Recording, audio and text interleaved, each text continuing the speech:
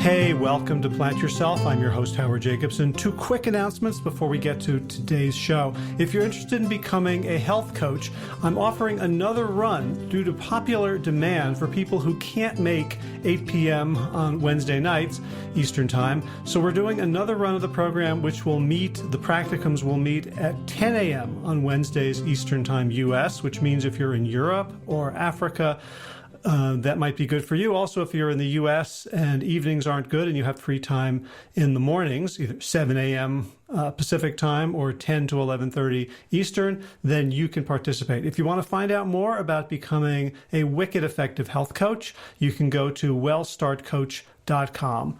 Second thing is, if you're not aware of it, Josh Lajani and I have a book that is free on Amazon Kindle. It's called Sick to Fit. And if you just go to Amazon and search for Sick to Fit, you'll be able to download it for free and read it on any Kindle-enabled device, even a phone, smartphone, tablet, computer, whatever. All right, let's get to today's episode. This is the Plant Yourself podcast. I'm Howard Jacobson of plantyourself.com and wellstarthealth.com. This podcast is part of my mission to help you live a visionary and vivid life.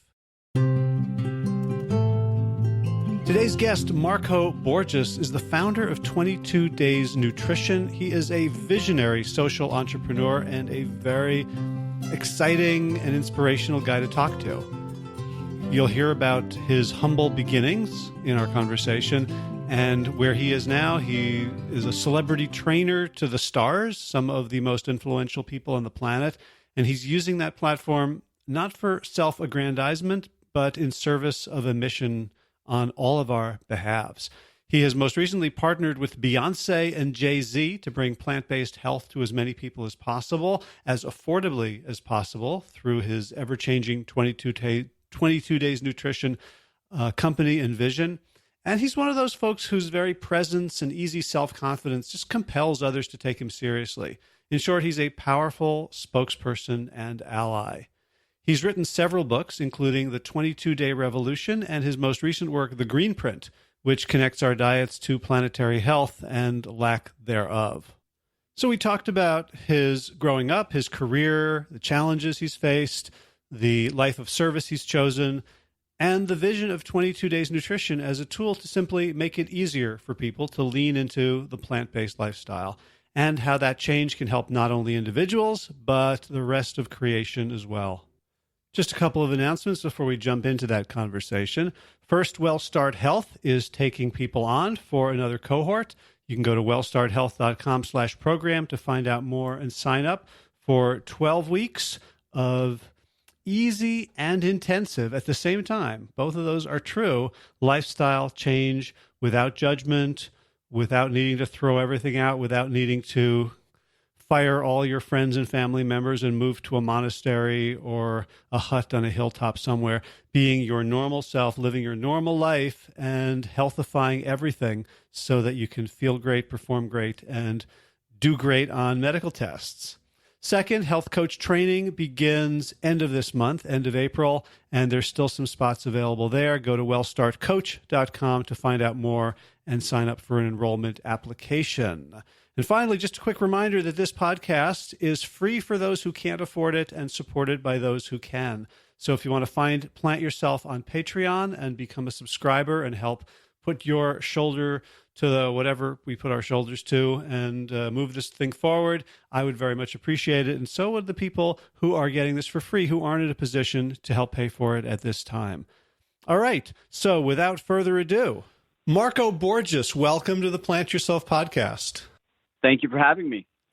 It's a great pleasure. It's a great honor. So I want to get into a lot of stuff, but I met you and know you as the founder of 22 Days Nutrition.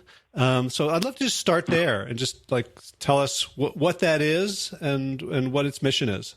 Yeah, so 22 Days Nutrition is a plant-based lifestyle solution company. And what we've been focusing on for the last almost 9 years now is make it easier for people to lean into a plant-based lifestyle. When I decided that I would go fully plant-based, I spent quite a bit of time frustrated at the lack of options there were. and also the lack of information and resources that was available to people that were looking to, to sort of fall into this lifestyle. And I decided that I would create a platform that would provide tools and resources for the life that they're truly looking to live. And 22 Days Nutrition was born. So really it was born out of a selfish desire to create something that didn't exist, that I wanted to see come to life. And as a lot of things in my life have happened, actually my entire professional career has been sort of serendipitous. But I thought that we create this platform and share some information and create a really beautiful blog and just empower people with tools and resources, again, to be able to live the life that they truly wanted to live.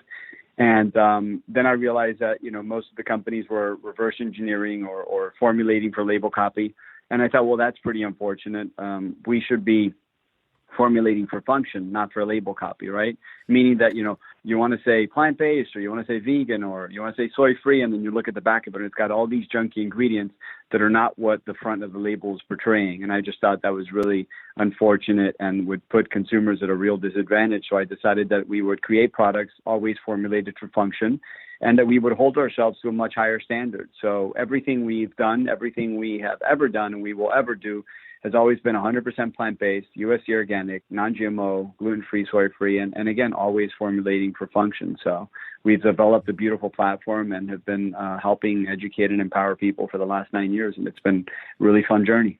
Gotcha. So I'm trying to think back. So this is around 2010, where you're frustrated at the lack of options and resources. So I remember around that time, sort of just like there was like vegetarian and vegan chefs with blogs. There were, I think the Colin Campbell's Nutrition Studies was available, but it seemed like there was sort of a disjointedness. Like what was your experience? What was missing for you? Like when you I know because there were recipes, there were websites and blogs. What was the key stumbling block that you wanted to address?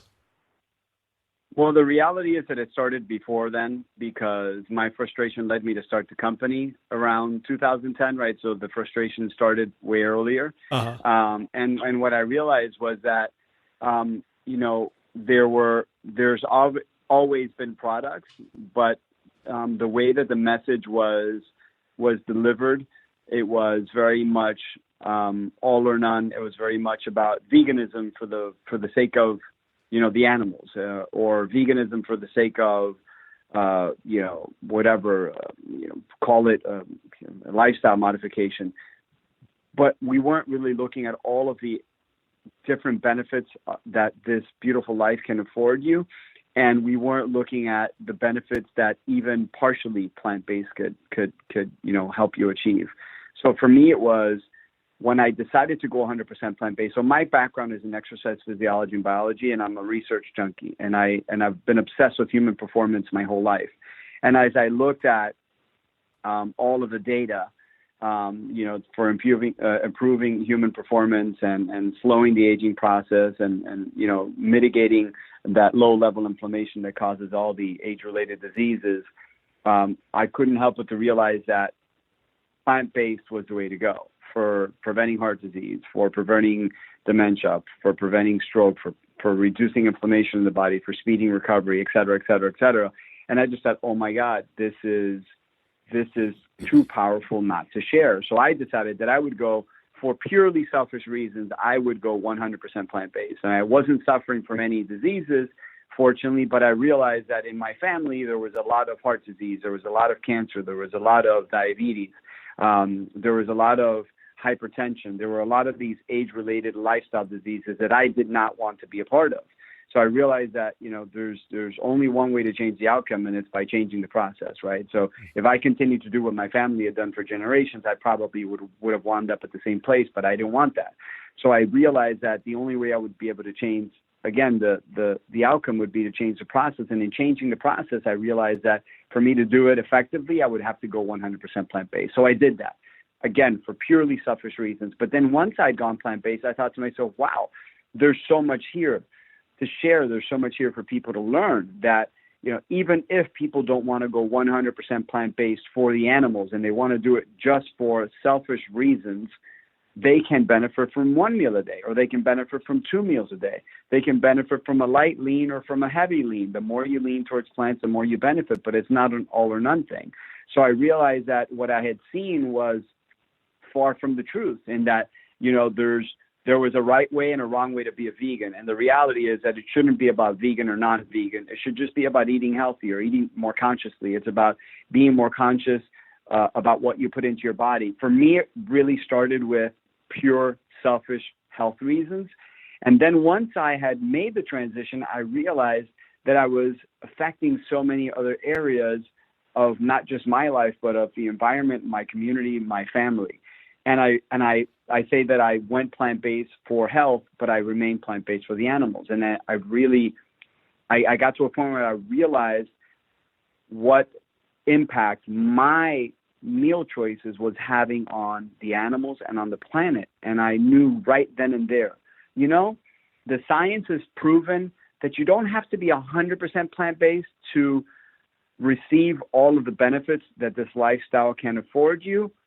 But I wanted to remain plant-based because I did not want to be a part of that cruelty. I did not want to be a part of an exaggerated carbon footprint. I wanted to do my best to improve the planet that we live in, and I wanted to be, I wanted to be an agent of change, and I also wanted to be, I wanted to be mindful of the fact that every time we choose to put something in our bodies, we can, lessen the suffering of other beings on this planet, and that is why I remain plant-based. So for me, it was really about sharing the information, but sharing it in a way that was about inclusivity, not about exclusivity. Does that make sense? Yeah. And I think that we've come a long way in the last 10 years in terms of, whole segments understanding that if we want the world to move in our direction, we have to be welcoming and not judgmental or exclusive or have, That's right. hurdles that we need right. people to jump over. And I'm struck, in your story and in so many other stories that I've heard about what happens to our capacity to view the world more holistically once we've stopped eating animals. It's almost like you don't have to try to convince anyone of that beforehand. Yeah, no, it's really a beautiful thing because, that's really my biggest sort of pet peeve in this space, is that a lot of people view it as you're either vegan or you're not vegan, and don't say that you're vegan if you're going to XYZ. It's like, wait a minute, it shouldn't be about that. It should be about love. It should be about compassion. That's what brought you to this space. And if what brought you to this space and this lifestyle was love and compassion, then why not share more of it with others? Why not be more compassionate? Why not be more understanding, right? You have people that say, well, so-and-so is not really plant-based because I saw them carrying a leather handbag. It's like, don't judge others. Maybe it's a handbag that they've had for 30 years and their mother gave to them and it was handed. Like, you just don't know other situations. What you want to do is empower people with the information so that they can make kinder, more compassionate choices towards not just what they put into their body, but how, that affects the rest of the world, right? And I think that once you allow that conversation to become less judgmental and more inclusive, the world wins. And that's what it was all about for me. It really was all about that. And by the way, as a side note, before going 100% plant-based, I realized that I knew a lot of vegans that were super unhealthy, that were really overweight. I actually knew this woman that was a chain smoker. She probably smoked 4 packs of cigarettes a day. And she was a so-called vegan, and she was about 100 pounds overweight.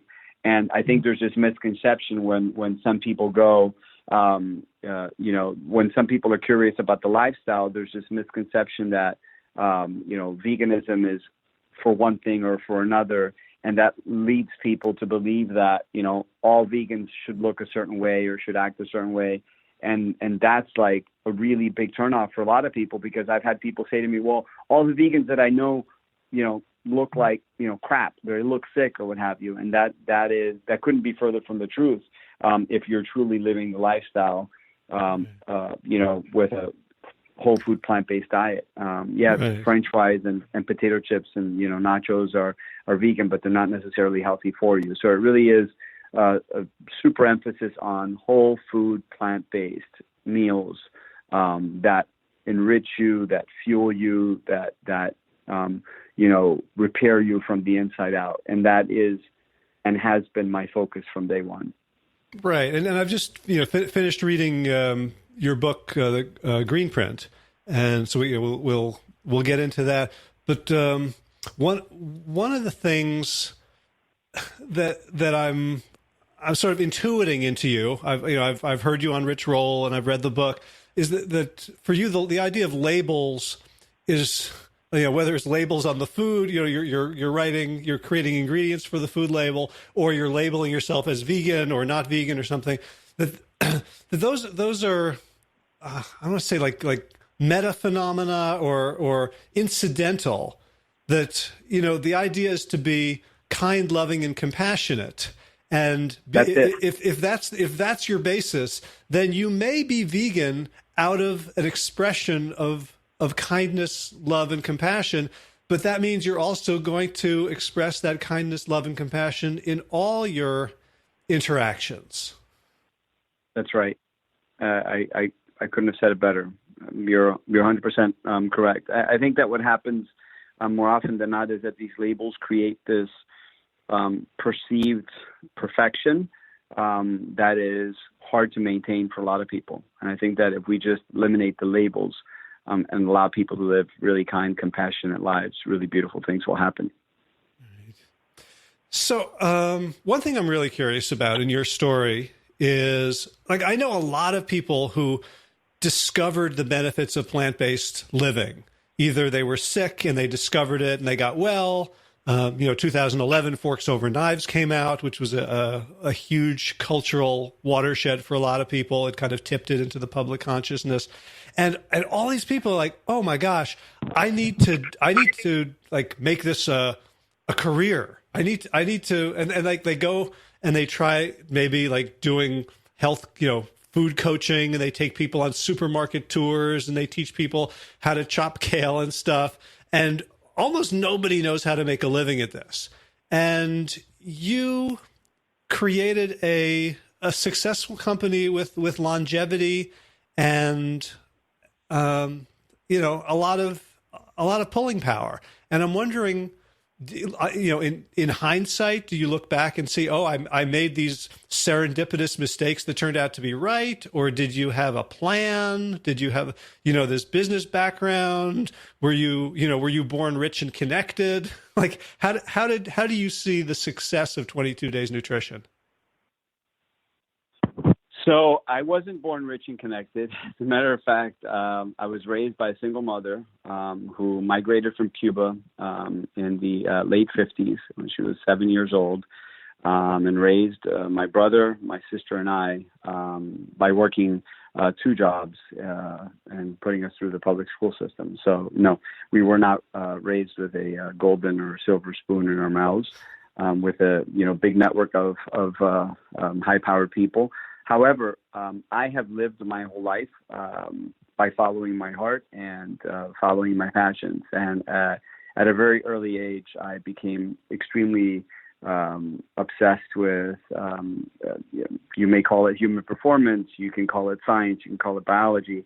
I would have said, if you had asked my 6-year-old self what I was going to be when I got older, I would have told you I was going to be a doctor. And there was no one then convinced me otherwise. While I was doing my pre-med work, studying biology, I realized that medicine was far too reactive, and I wanted to do something more proactive again because I really wanted to help people. I knew that I was put on this planet to help others live healthier, happier lives.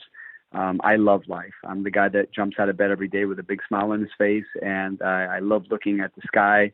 And if it's raining, I say, amazing, what beautiful rain to feed our soil. And if it's sunny, I say, wow, another beautiful sunny day. I just love life. And I oftentimes find myself feeling saddened by the fact that some people don't get to live their best life because of the decisions that they've made or the decisions that they're currently making. So I really dedicated my, professional career to helping others live healthier lives because I truly believe that health is happiness. When I decided that I would take my degree in biology and couple it with a degree in exercise physiology and become a personal trainer, I did so again out of pure passion. I realized that, medicine was too reactive and I wanted to do something a little bit more proactively. So I decided that I would help people stay healthy rather than try to get them healthy once they got sick. And again, always following my heart, always following my dreams. I wasn't following a big paycheck because if I would have been doing that, I would have definitely gone to medical school and I would have become a doctor, thinking that I was going to chase a big paycheck. Well, my mom, that wasn't. When I told my mom that I wasn't going to become a doctor, she looked at me like I was an alien. She was like, "You're the first in our family to ever go to college. You have straight A's and you're going to forego medical school to become a trainer. Have you lost your mind?" And I said, "No, Mom, I have an idea. I want to do something different." And I became a trainer. And shortly thereafter, I opened up my own gym and then grew the business to, a bunch of different clubs. And again, always following my heart. And I realized that exercise was but one piece of the equation. And I realized that most people are really great at getting some exercise, some form of exercise, but they're not great at what they put into their body. And there's no amount of exercise in the world that can undo the effects of a poor diet. So I started focusing my energy and my efforts and my skill set on the nutrition side of it. And that kind of snowballed into something even more special because I already had the background in biology and I had the background in exercise physiology. It was easy to bolt on all of these other additional layers of skills to what I already had because it was something I was super passionate about. I grew up an athlete my whole life. So it was something that I was obsessed with, A, because I wanted to help others, but also because I just love human performance. And it just kept, going from there. So my entire professional career, I have dedicated to helping others. So it isn't, an accident. It wasn't, serendipitous that I was at the right place, inside of a, a gourmet market in New York. And I said, "Ooh, I think this is going to be a big thing. I'm going to get into it." I mean, this is what I've done my entire life. And again, looking for improved performance, looking for reduction of risk, of all of the diseases that afflict us, I realized that the writing was on the wall as it pertained to a plant-based lifestyle. And I chose to live it myself. And when I did that, I decided that I'd turn it into an opportunity to help others. So I want to follow up on what you said about following your heart, because that's a cliche that we hear a lot. But when I hear it within the context of your story, it's almost like I'm trying to project myself because I'm very different. I grew up very differently, and to imagine, deciding like I'm not going to be a doctor, like that would have been like such an ego struggle for me. So I wonder, when you say following your heart, is there are you talking about like some sort of intelligence other than your head? Is like, I'm trying to understand, because for myself, I feel like I could use a little bit of that vitamin. And so I'm wondering if you can kind of describe the interior experience of following your heart, what that feels like. Yeah, well, I'm not so sure I understand what ego means. So just because I'm not wired that way, right? So as I was going through my pre-med program, I have been obsessed with the body and how it functions my whole life, right? So I was spending time in hospitals, sitting in on surgeries. And I remember sitting in on one particular surgery, and I asked after the surgery was over, well, what happens now? This guy had a large part of his intestine removed. He had a third of his liver taken out. I mean, this guy was in really, really bad shape. And I thought, well, this guy's life is going to radically and dramatically change overnight. And what kind of psychological counseling is he going to get? What kind of nutritional counseling is he going to get? He's not going to digest the food the same anymore. I mean, like, what happens now? And the doctor looked at me and said, "Oh, son, you have so much to learn." And I thought, well, what does that mean? And he says, not only does he not get psychological counseling, he doesn't get nutritional counseling, and so on and so on and so on. And I'd had enough. I got to a point where I said to myself, how is it possible that we are living in a system that we have created that does nothing to treat underlying causes. All we ever do is treat symptoms. And then once we've treated the symptom, we never do anything to try to remedy the underlying cause. All we do is patch, and never actually cover the hole, right? So in my mind, I thought, I cannot be a part of a system that is this reactive. If someone has, if someone has high cholesterol, the first thing they tell you is take cholesterol-lowering medication. That to me, it seems ridiculous.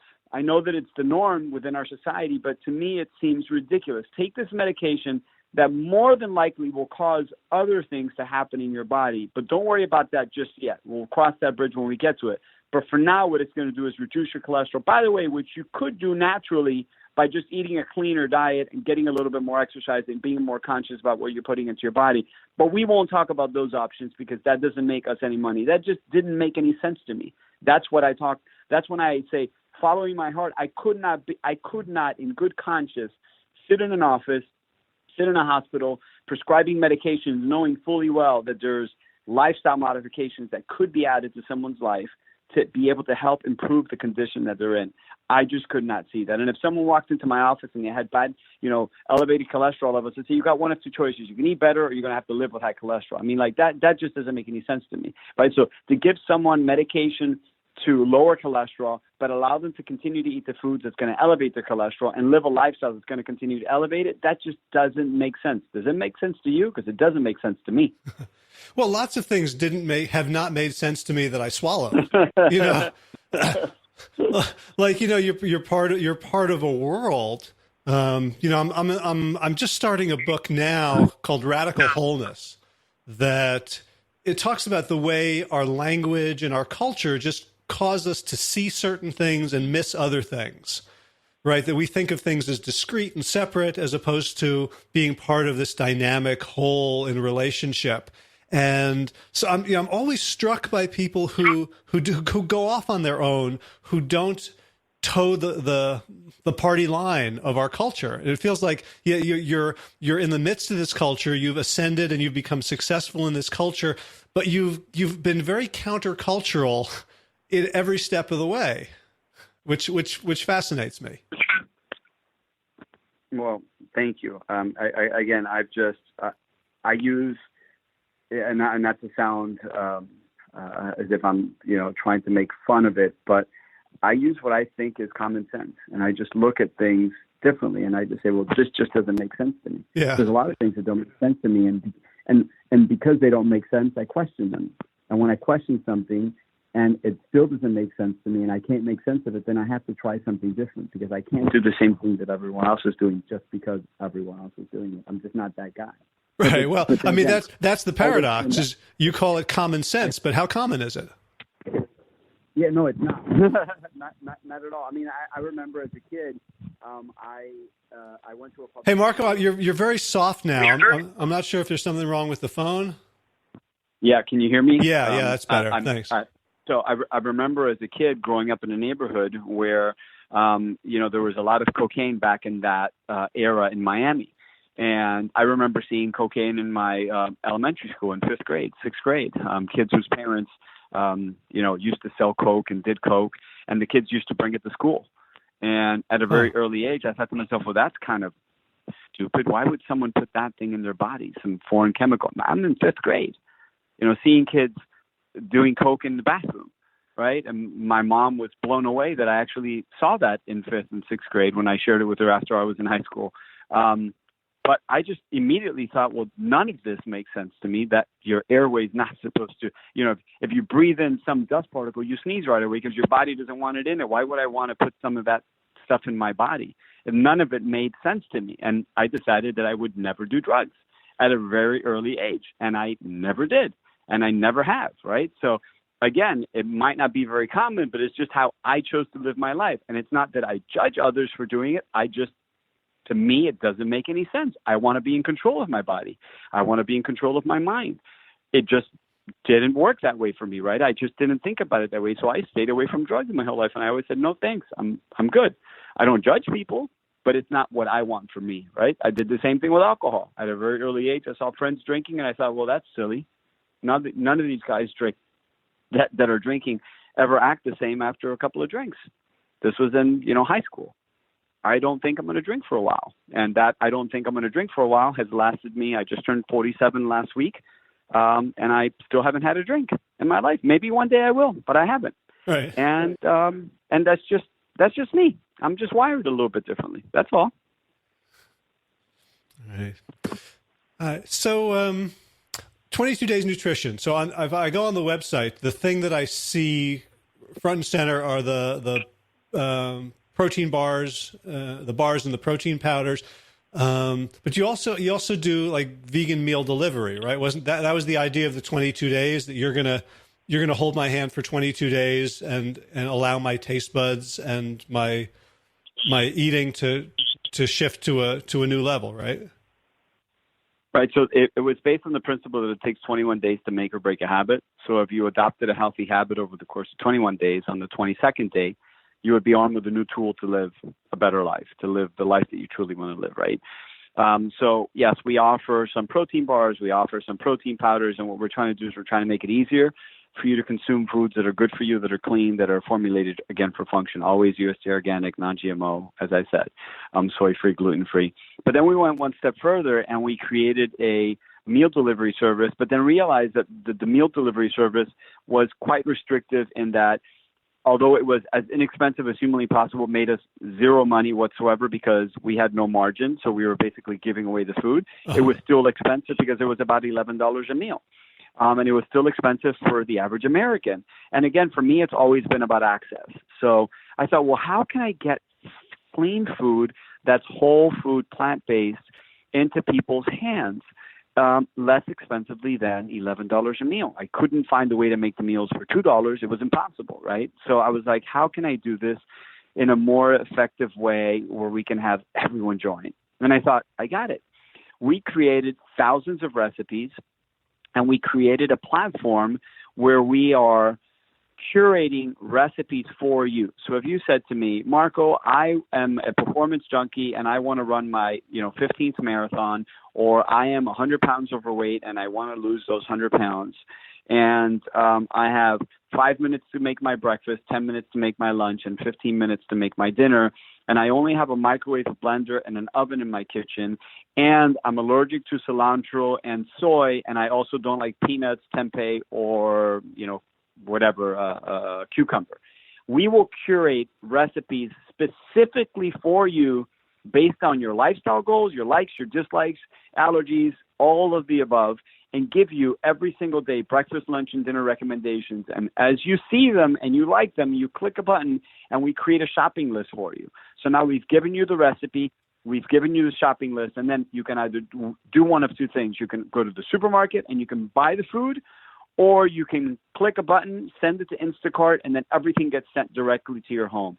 Now we have turned this into a tool that is incredibly effective, really inexpensive, and is accessible to everyone. And the beauty of it all is that when we were sending people food, we were feeding them for a day. Now that we're giving you recipes, we're feeding you for life because we're teaching you how to live this in a very sustainable way. So we're incredibly excited about the opportunity to be able to do this. With the messages, the replies, the comments that we've been getting have been incredibly satisfying in knowing that we are helping to change people's lives for the better on a daily basis. And it's the best feeling in the world.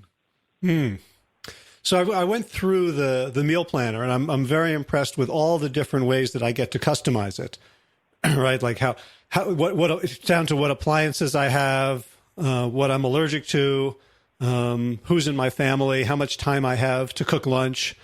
So what do you hear from people about how this has changed the way they think about food? Because when I think about, telling someone to eat plant-based, I want to make it sort of like stupid simple. And it seems well, like that's what we've done.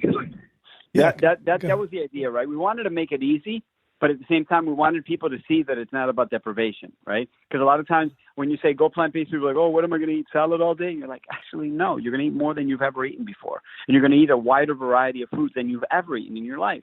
So it's about getting people to understand that it really isn't about compromise. It's not health or taste. It's health and taste. You're going to have both of them, right? The food's going to taste better, and you're going to be healthier. You're going to be fuller longer. You're going to get more fiber in your diet, et cetera, et cetera. But the beautiful thing is that, yes, we've gotten all of the comments that you could imagine. My cholesterol has gone down. I've lost X amount of pounds from 5 to, you name it, literally all the way 100 pounds. And people are just incredibly excited about the opportunity to be able to not just live this life now, but to be able to share it with their friends. And it really is incredibly inexpensive. You're doing this for literally pennies a meal. Pennies a meal, you're getting all of this for. So you sign up for the year. It boils down to, dollars. It's not a whole lot of money per week. But the beauty is that one of the first comments that I got was fascinating because it was one of the comments that I never thought I'd see. And it wasn't because I thought differently, but only because I didn't think people would realize it. And it was from someone that I knew that tried the program, that had been following me for a while, and said to me, oh my God, I usually spend around, I call it $200 in food for the week for me and my family. And on my first trip, I only spent less than $100. And I realized that it was because I was buying food that would go bad, and I was always throwing away food. Now I only buy exactly what I need for the exact recipes that I'm going to make. So I'm never buying, 10 cucumbers and 3 stalks of broccoli that I'm not going to use that wind up going bad in the refrigerator drawers. I'm buying exactly what I need when I need it, and I'm saving a lot of money, and I'm saving time because of it. And I was just blown away by it, and that has become like the recurring theme. I'm saving money on my groceries. I'm saving money on my groceries. Oh my God, I never thought this could be so delicious. Oh, and by the way, I'm saving money on my groceries. So it's become less expensive for people to live healthier lives, which is a beautiful thing. You and I both know that the first comment you always get is, well, isn't vegan more expensive? No. I mean, if you're buying like expensive vegan Cheetos, then, well, yeah, but that's not exactly what we're asking you to buy. It's really neat to see all of these positive comments coming in on a daily basis. Right. So you started out, you had this idea for the company, but as I look at it now, you have food coaches, you have a whole infrastructure. How did you go about, building that? And, I'm thinking, you're still talking about, following your heart in terms of like, how big did you want to get? It sounded like your gyms were sort of a lifestyle business, and now you're going to jump into sort of CEO-dom. And like, how did you see that unfolding, and how did that inform your decisions as you grew it? Well, I knew that to really affect change within big food, I had to become a big player, right? You could do, a couple $1 million a year and not really affect anyone. But the minute you get into, the tens or the hundreds of millions of dollars, you start to get the big food giants to look at you and not look at you necessarily for acquisition, because that may not be your goal, but to look at you because they're missing out on something. And for me, it was really about that. It was about getting people to understand that there is, you can be a capitalist, and you can do good while doing good, right? And that's what it's all about. It's about getting people to understand that you don't have to, because people believe that it's, they're mutually exclusive, right? Like either you can be a good person or you can make a lot of money. You can make a lot of money being a good person, right? You can make a lot of money being a great person.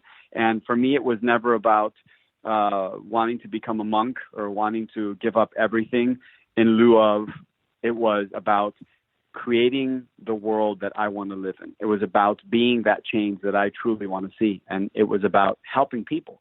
And there's no reason why we can't create a really amazing, super sustainable business that's incredibly profitable and is a business that all other big food companies look at as their inspiration, if you will.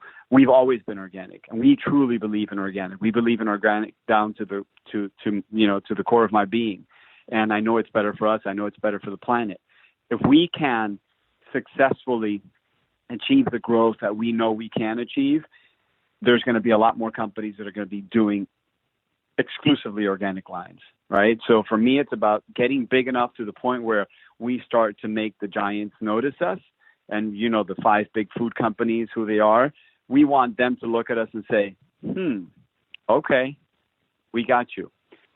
Maybe we need to, you know, put less emphasis in our cookies and our chips and more emphasis in real food that helps people heal from the inside out. And that's what it's been about from day one. Mm-hmm. Gotcha.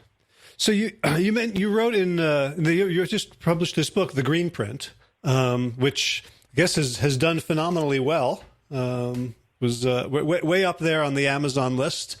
And you talk about a study that you did with a hospital in New Jersey, right? Holy Name Medical Center.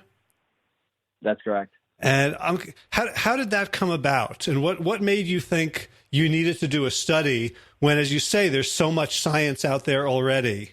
What were you trying to prove or accomplish or influence by doing your own study? Well, I wanted to show hospitals the way. And a lot of times what winds up happening is that, you know, these big studies are funded either by big pharma or by some special interest group.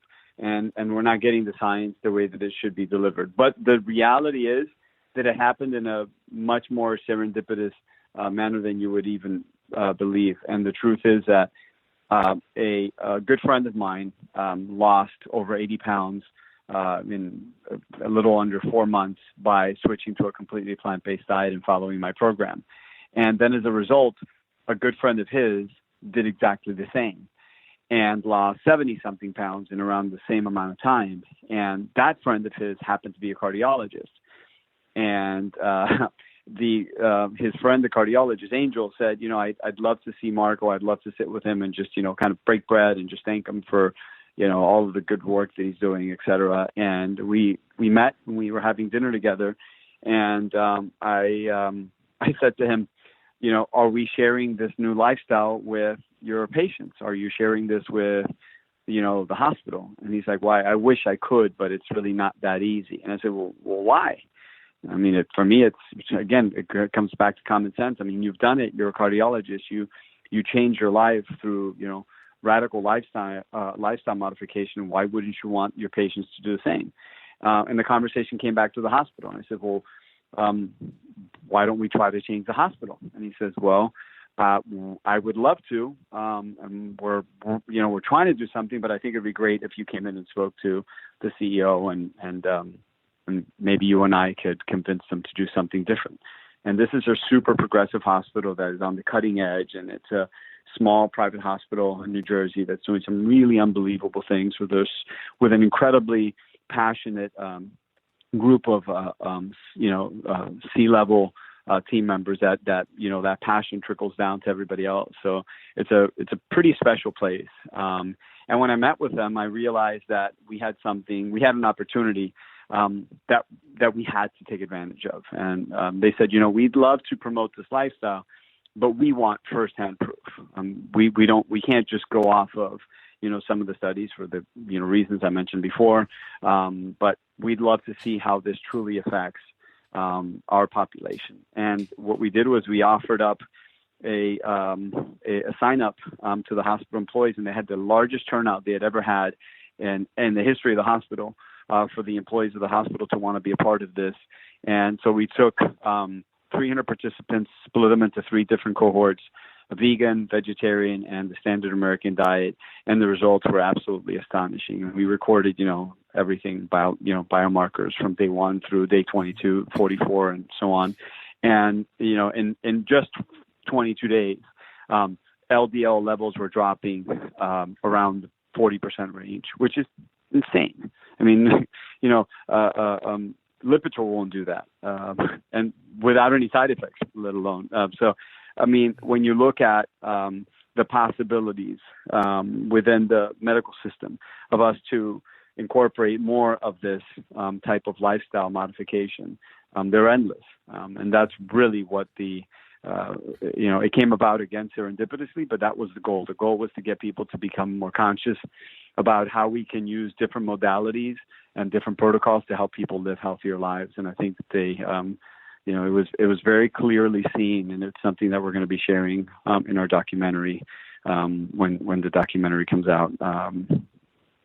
Again, one of those things where I was sitting at the right place, having a conversation with the right people, and we said, we can do this. And I said, why not? Let's do it. So it wasn't one of those things where I was just, sitting in my office, well, how can we create a study? It just happened.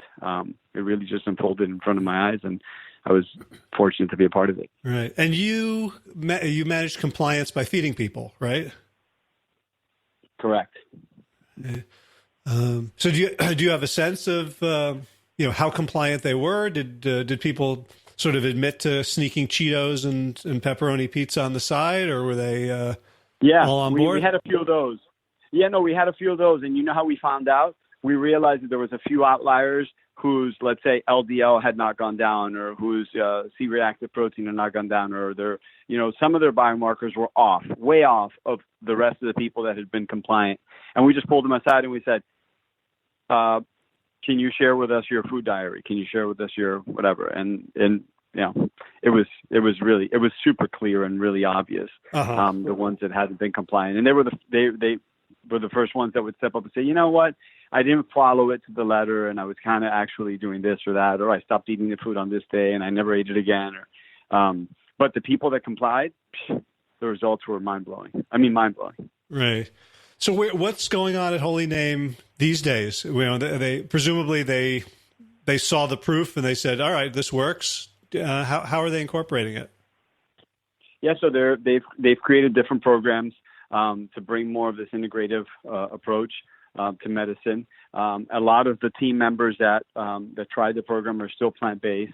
I actually still speak to some of them, and it's work in progress because it's a very slow-moving freighter, but they're moving in the right direction, they're a special group of people managing a really incredible place. So I have high hopes for them. Fantastic. Now you mentioned a documentary. Tell us about that. Well, while we were creating the green print, we realized that there was an incredible opportunity to be able to bring this to life on film, and to be able to share the story in a way that spoke to people that had not been spoken to before, or that had been forgotten a long time ago. The sad reality is that there are still people that live in food deserts in our country, and a lot of them are minorities. When we see documentaries today that are talking about, plant-based diets or veganism versus non-veganism, it's the conversation is taking place, it's at a Whole Foods that say, oh, do I choose organic cauliflower or conventional cauliflower? But for many people, that's just not the reality. Many people live in neighborhoods where there's, 12 liquor stores and 4 bodegas, but no Whole Foods, no real produce aisles anywhere in sight. So how do we create a solution for them, right? How do we create an opportunity for them to live a healthier lifestyle? So it's a much bigger story. It's a much bigger conversation that needs to be had. That's long overdue, and we're hoping to bring to light in the form of a film to be able to shed a little bit of light in some of the areas that are very deserving of some change. I'm curious, is any of that involve sort of local food production or urban gardening or anything like that? Or is it simply about distribution? Yeah. Absolutely. I mean, all of it, right? So some of it is urban farming, some of it is distribution, some other pieces of it might be incentivizing big companies, the Walmarts and the Whole Foods and the Targets of the world to bring their stores into neighborhoods that might, be more economically feasible from just a pure business perspective, in that, it'll cost them less to be in these neighborhoods than it will anywhere else, but they'll be servicing a community that really, truly needs it. Wow. When's that going to come out? We're aiming for January of next year. Wow. Okay, cool. So let's talk about the green print. What made you want to write this book? What was the if you could, get up on a soapbox and say a single sentence to the world, like what was the encapsulation that you wanted to tell people? It's not about vegan or not vegan. I had written the 22-Day Revolution and I'd written the 22-Day Revolution cookbook. And those two really focused on getting people to go plant-based. But I realized that there are many people that think of going plant-based as a very daunting task. And for just that thought alone, they won't eat one plant-based meal.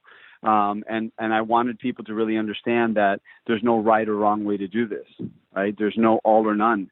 It's not black and white. The world is a beautiful array of colors.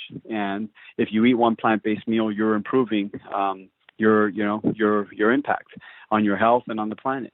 If you eat 2 plant-based meals a day, you're doing even better.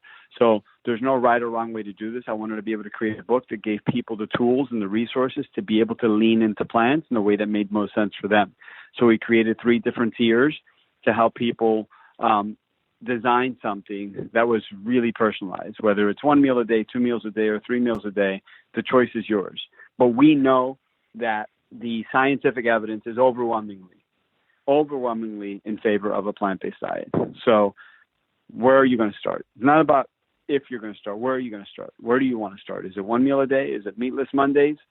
Is it plant-based breakfast? Is it a plant-based lunch? Is it plant-based at work?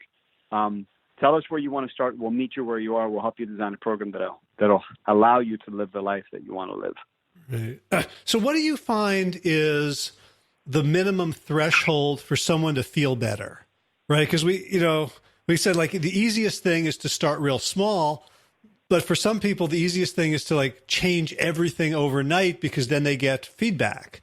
So where do you find that threshold is that, if I just eat oatmeal like once a week, I'm probably not going to notice a big difference, although I might by like 11 a.m. that morning. But where's the tipping point that makes someone say, oh, it's not just a book. It's not just Marco saying this, I can validate this by learning from my own body.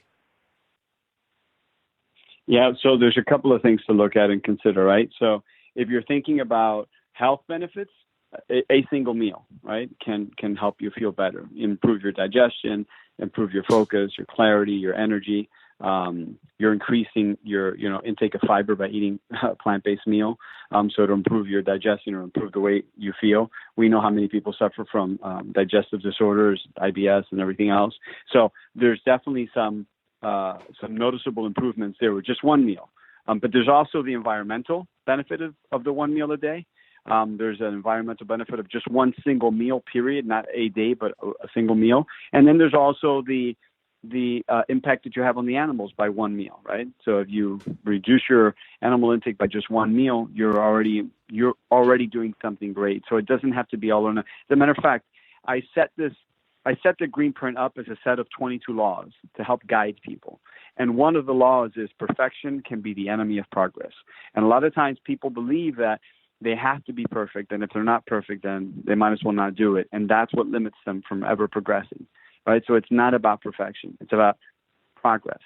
It's about thinking about, I can do a little bit better by just having one meal. We know that Americans are lacking in fiber, right? It's an constipation is an $8 billion industry, right? It didn't get there by itself, right? It got there because we're eating more meat than we've ever eaten, and we're eating less plants than we've ever eaten, right? So if you eat meat and you don't eat plants, you're taking in a ton of protein, so we're taking in twice the amount of protein we should be taking. And guess what? Fiber can only be found in plants, which you already know, but most people don't know that.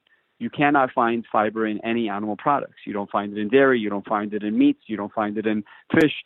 You don't find it in poultry. You can only find it in plants. So by eating a plant-based meal, you're increasing your intake of fiber, which will help you what? Digest your food better, which helps you what? Which will help you feel better, which improves your clarity. So there's so many benefits that, for me, it's really about getting people to just start with one meal. Just start with one meal. Start small. Start with one meal. It's the notion of saving, right? It's getting people to understand that in a perfect world, if you make $100 a week, you'd save $50 and you'd spend $50, right? In a perfect world. But we don't live in a perfect world. So guess what? Most people can't save 50. Most people can save $1. Okay, save $1. And once you get into that habit will perpetuate itself. And then at a certain point, you're going to go, you know what? I probably could do $2.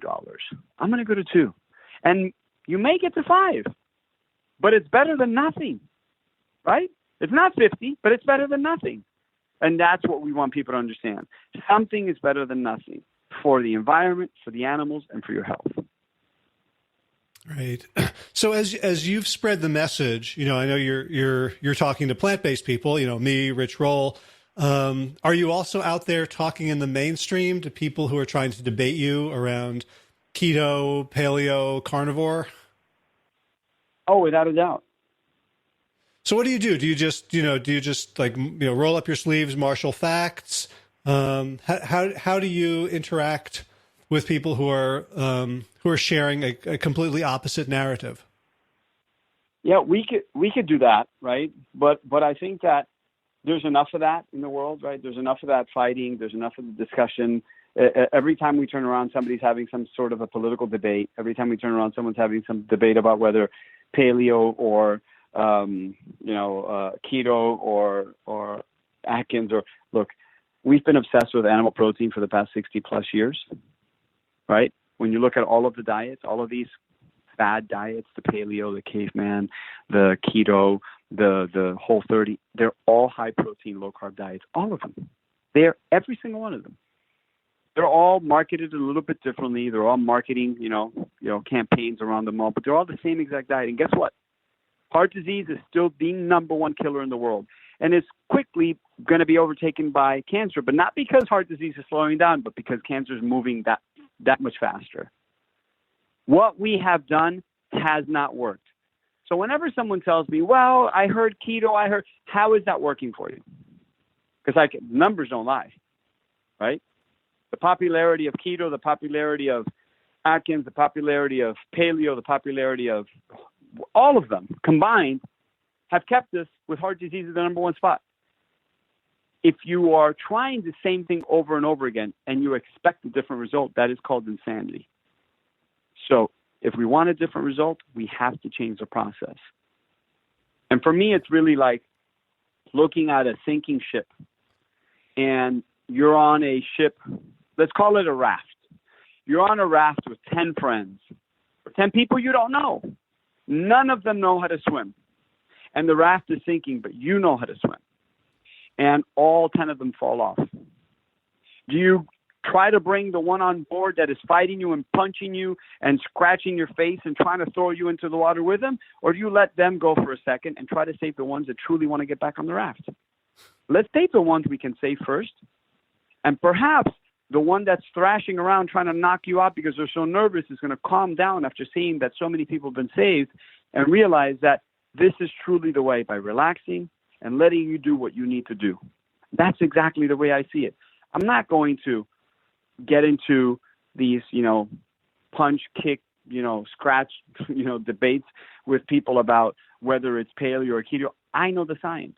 Read the science. Go educate yourself. Don't believe anyone. Don't believe me. Don't believe any of the, authors or experts that are out there in the space. Go read the data. But really read the data. Don't just read the headlines. Read the data.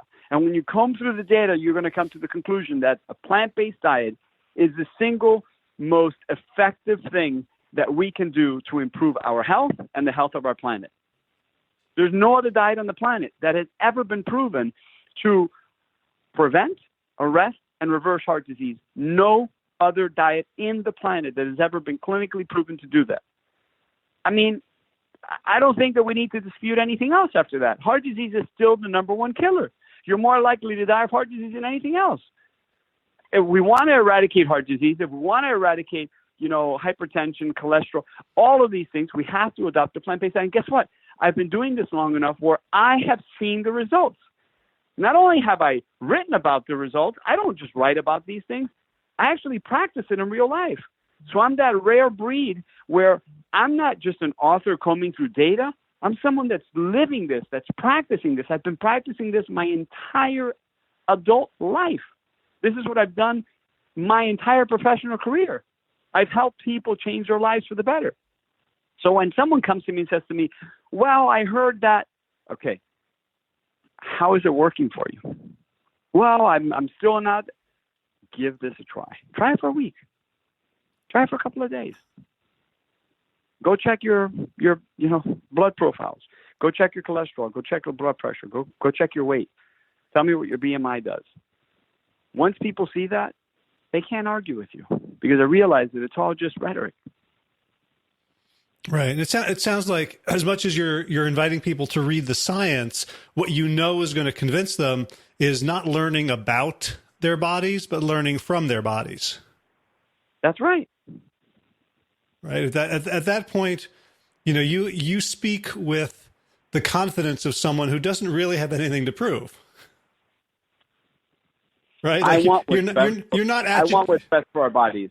Yeah, like you're not trying to win arguments, right? Because you're not faith based here. No. But I mean, the reality is there can't be an argument. What is the real argument? Am I going to die or not? I mean, we're all going to die, right? At some point. The reality is, how are we going to live our lives? Over the last 10 years, I read a report somewhere that the number one class of drugs sold have been antidepressants over the last 10 years in a row. Antidepressants. People don't feel good. People don't feel good about themselves. They don't feel good about their health. People are unhappy. We have a better way. We haven't tried it yet. When we try it, when people try it, they will see, oh, this is going to be the biggest snowball effect the world has ever seen. Because the minute that it catches, and we're at that tipping point right now. The minute it catches, and you and I see it because we're very close to it, but when we step away from our circle, we realize how much more it has to go. But once we're in our immediate circles in our environment, we realize how fast it's growing. Once this goes, the world will go plant-based. There's no other choice. This is the solution. It just makes sense. Think about it, right? It's good for us. It's good for the animals, and it's good for the planet. You think that's coincidence? Going back to the beginning when we started the conversation, to me, it's just common sense. I know it's not that common, but something that is good for me is also good for the animals. It's also good for the planet. Wow. It's like, who would have thought? Well, that's where that's where I think that idea of veganism being an outgrowth of compassion, because compassion is like, if we're trying to be compassionate, and I go, I should be compassionate here, right? I'm self-conflicted because I don't want to be, but I'm forcing myself. But if I see myself as connected, I'm part of this world. I'm part of the planet. The planet is part of me. I'm not humans and animals is a fake distinction. We are all animals. We are all beings. That at the point at which we can see our commonness, not just our common sense, but our common beingness. At that point, how could anything that's not that's good for me not be good for everything else? Exactly. And you think it's a coincidence that the biggest, most powerful land animals are plant eaters? You think it's a coincidence? It was there for us to see from the very beginning. We just missed it. Right? We missed it. An elephant, a rhino, we just didn't see it. We didn't want to see it. But then once you see it, you can't unsee it. I'm like, oh my God. We've been having this debate over, well, I need a branched chain amino acid supplement, and I need to have, 200 milligrams of this, and I need 500, this of that, and I need this much more protein. Oh, really? And I can only get that from, flesh of an, really? I'm like, come on. Well, I think you make a really interesting point, which is it's been so obvious. It's right in front of us. And culturally, always has been, and linguistically, we have been programmed to not see it. Well, just because something is the norm shouldn't be accepted as, right? Right. I mean, if it was for that, then we would have allowed all the atrocities that have happened in the world to continue to happen, and we didn't. Someone stopped them and they was like, should people really own people? I don't know. That doesn't feel right. No, they shouldn't. Should we be just standing here and allowing people to eradicate an entire race from the planet because they think differently than we do, or because they worship differently than we do? No. Okay. If you just accept things for what they are, for face value, then the world would be a pretty messed up place. And it takes people like us to be able to say, no, I don't care if it's the norm today. It shouldn't be. It should have never been. And we got to do something about it.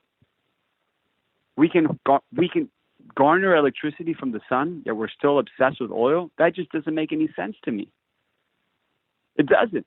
I say, let the doctors focus on diseases that we can't cure. How about that?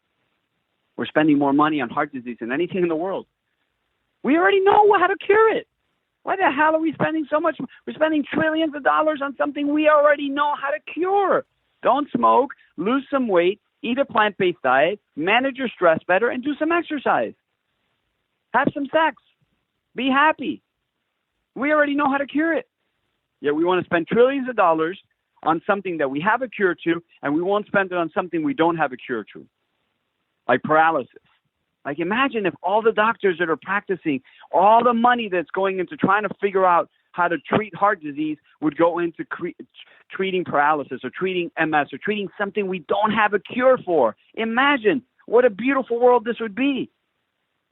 I just don't get it.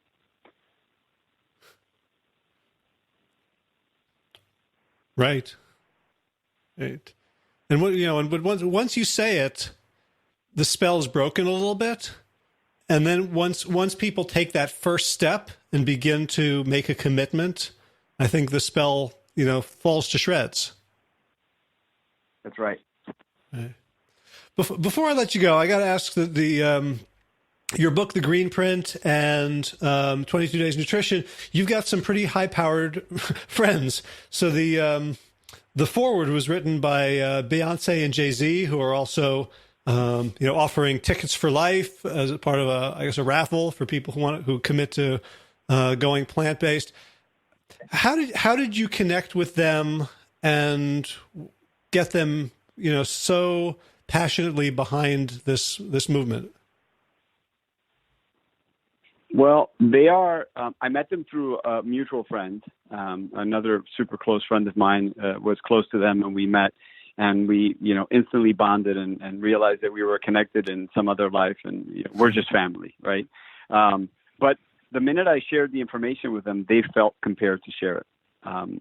Really, they just felt compelled to share it with their followers, their fans, their friends, because it's like the conversation we've just had. Like, once you hear it, you can't help but to want to share it with the people you love. How can you not? Like, think about it, right? Like, we know you're more likely to die of heart disease than you are of just about anything else. Well, can I give you a couple of tips on how to prevent that? And they're all about empowering people. And once they knew they had to share it. So much so that they decided to do something they've never done before. As a matter of fact, I don't think anyone else has ever done this, which is the two biggest musical entertainers the world has ever seen are offering tickets for life to their concerts for a simple pledge, right? Like, you go into thegreenprintproject.com and you can take a pledge and you can enter to win Beyoncé and Jay-Z tickets for life. The sweepstakes is over April 22nd on Earth Day, and we'll announce a winner, and it's going to be a whole lot of fun. But between now and then, we're going to be doing a lot of educating and a lot of empowering people with the benefits of a plant-based diet. Right. And I'm fascinated at Beyonce's evolution from single ladies to Lemonade to the Super Bowl show where like she is destroying assumptions, like shredding a cultural narrative and sort of bringing up a much deeper, older one. Does she see this plant-based mission as on a level with that, as kind of creating a more sane, just world? Oh, without a doubt. It's at the core of their DNA. I mean, you could not create an opportunity big enough for them to want to do something that didn't feel honest and authentic and truthful. Right. Wow. So what's the future of 22 Days Nutrition and on the Greenprint project? Where are you hoping to take this in the next year to 5 years? We're looking to continue to help people move in the direction of plants. In a perfect world, in the next 5 years, we'll get the U.S. Off their animal protein addiction. We'll have significantly made an impact on the heart disease risk and death toll. And we'll continue to help people move in the direction of a more conscious, much more compassionate, kinder, loving lifestyle. Gotcha. Any sort of aside from the continuing the book work and the documentary, any specific partnerships you're looking for? Is there like, after Beyoncé and Jay-Z, like who would you like to come to you next and say, hey, I'm ready to bring my organization or my company on board? Who do you see as the next person who's going to reach out on that lifeboat and say, hey, pull me up? Warren Buffett. Oh, okay. I think we could affect a lot of change together in a very meaningful way. Wow, I just got to get past the Omaha Steaks, right? That's it. Well, that's why I chose him. I like challenge. Right, but on another level, he certainly is pragmatic. Very. Right, that'd be fun to see the Berkshire Hathaway annual meeting be vegan catered. I can envision it already. All right. Well, now we said it, so we've manifested it, so it's out there. Yeah. I know someone who used to play poker with him before he got rich. So I'll follow that line. Let's triangulate and get him. Fantastic. I love it. Well, thank you so much for having me on. I appreciate your time. Thanks for everything you're doing. Congratulations on all the wonderful work you do. And I appreciate the opportunity to be on your platform. Thanks so much. Well, thank you, Marco, and go from strength to strength. Thank you. Have a beautiful day. You too. Bye-bye. All right. That's a wrap. I hope you are as inspired as I am to spend an hour with this remarkable human being. If you enjoyed this episode of the Plant Yourself podcast and you'd like to support the mission of the show, you can subscribe. All right, time for thanks. Thanks to Will Ridenauer for allowing me to use his beautiful song, Sabali Dawn, The Dance of Peace. You can find more of Will's music at his website, willridenauer.com.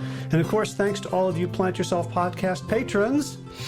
Kim Harrison, Lynn McClellan, Anthony Disson, Brittany Porter, Dominic Maurer, Barbara Whitney, Tammy Black, Amy Good, Amanda Hatherley, Mary Jean Wheeler, Ellen Kennelly, Melissa Cobb, Rachel Behrens, Christine Nielsen, Tina Scharf, Tina Ahern, Jen Filikanovsky, David Bizek, The Mysterious, Michelle X, Elspeth Feldman, Leah Stoller, Alan Christensen, Colleen Peck, Michelle Andrews, Josina, Sarah Durkis, Rhymes with Circus, Kelly Cameron, Wayne Pedersen, Janet Selby, Kara Adams, Tom Franzek, Jeanette Benham, Gil Assert, David Donahue, Blair Cyber, Torona Vizo, Gio and Carol Argentati, Jody Friesner, with Ann Funderburk, Misha Rosen, Michael Warbeck, The Equally Mysterious, Tracy Z, Aviva Lael, Alicia Lemus, Rebecca Hughes, Val Linneman, Rhymes with Cinnamon, Nick Harperson, Martha Bergner, Susan Ahmad, Molly Levine, The Inscrutable Harry R, Susan Laverty, The Panda Vegan, Craig Kovic, Adam Scharf, Karen Burry, Heather Morgan, Kelly Machia, Deanne Norton, Bonnie Lynch, The Plant Happy Oregon, Sabina Kurtzels, Nigel Davies, Marion Blum, Teresa Copel, Julian Watkins, Breed O'Connell, Shannon Hirschman, Linda Ayat, Colm Hedegaard, Isa Tuzawa, Connie Hainline, Aaron Greer, Alicia Davis, Heather O'Connor, Carolyn Jensen, Sherry Orlikowski of Plant Powered for Health, Karen Smith, Scott Morani, Karen and Joe Crabtree, Tanya Lewis, Kirby Burton, Teresa Carell, Kevin McCauley, Elizabeth Rothschild, Ann Jesse, Cheryl Dwyer, Jenny Hazelton, Valerie Peltier, Peter W. Evans, Colleen Harrison, Justine Divitt, Joshua Summermeyer, Dennis Bird, Darmy Kelly, Laurie Fanny, Linnea Lundquist, Valerie Hummel, Emily Iaconelli, Levy Wallach, Rosamund McAtee, Dan McCorney, Stephen Lehman,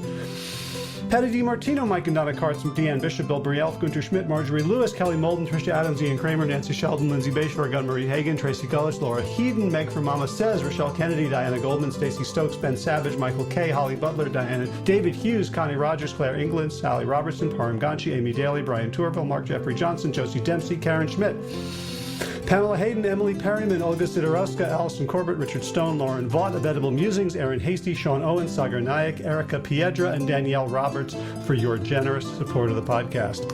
That's it for today. As always, be well, my friends.